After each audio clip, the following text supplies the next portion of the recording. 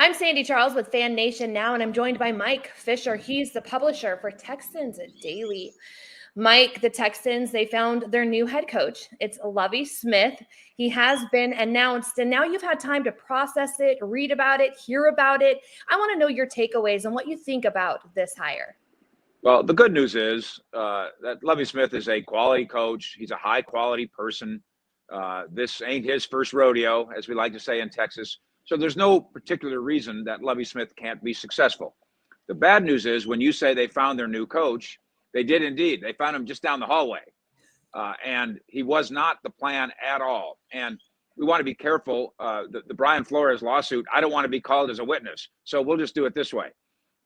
The buzz is that the league at some point told the Houston Texans, you cannot hire Josh McCown in this environment, who has zero coaching experience, not zero head coaching experience outside of helping with his son's high school football team. And despite the fact that he may have a brilliant career ahead of him, he has zero experience. And at the same time, again, rumor, you can't hire Brian Flores. He's suing us. And the next thing you know, they end up looking down the hall and saying, well, why don't we just hire Lovie? He's already here. But I mean, 3 days ago, Lovie Smith wasn't a candidate. And a couple of weeks ago, the organization wasn't sure Lovie Smith was coming back as defensive coordinator. Suddenly he's in charge. Wow. Okay. So there's a lot to unpack here, and I wish we had half an hour to do it all. So aside from the league saying you can't hire 1 and 2, so why then Lovie Smith? What was it about him that the Texans felt comfortable enough naming him, even though he wasn't a candidate 3 days ago? Yeah. And then again, to make sure we're framing this carefully, nobody will ever come out and say that. And I'm not even going to say sources. We're just going to call it buzz. That's very logical because right. Josh McCown was the leading candidate. Brian Flores has done this before. And Lovie Smith wasn't a candidate on Sunday. And then on Monday, he gets the job. Lovie Smith last year as the defensive coordinator helped turn around this defense. Now it's still ranked number 31 in a bunch of categories, but in terms of takeaways, they made a difference. So I think there is a cultural difference in the locker room thanks to Lovie Smith. The players support the idea of Lovie Smith. And then for everybody in this league who's interested in trying to try to fix the racial inequities, and even the commissioner now is admitting, yes, we have racial inequities. After, if you'll remember, the initial Brian Flores lawsuit, about 12 seconds later, the league came out and said, there's no truth to that. They did an investigation in 12 seconds. That's preposterous. Well, now here we are a few days later, and the league, from everybody from owner Jerry Jones in Dallas to the commissioner Roger Goodell to other black people who've been involved in this process say, yes, we've got problems. Now, how do you fix it? Maybe Lovie Smith goes and has a complete turnaround in supervision of the Texans. Maybe that helps the cause.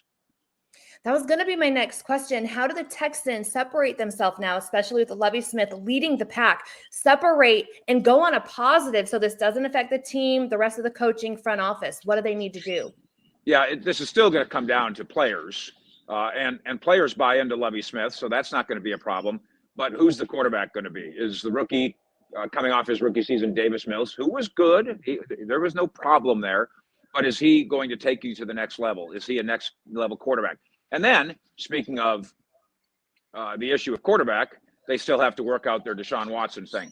If they end up trading Deshaun Watson sometime in the next month or before the draft and end up with multiple premium picks, 3, 5 premium picks, that can certainly accelerate a turnaround, no matter who the head coach is. So in the next few months, what do you see happening with the Texans? Because it seems, Mike, you're really busy. There's a lot going on around this team. What do you see happening so that this team can get it done? Yeah, job one is Deshaun Watson. And this has been a cloud hanging over the organization, not to mention hanging over him, arguably because there's no legal proof yet that he's committed a crime. This is unfortunate that this has taken a year for the league to sort their way through this, for law enforcement to sort its way through this.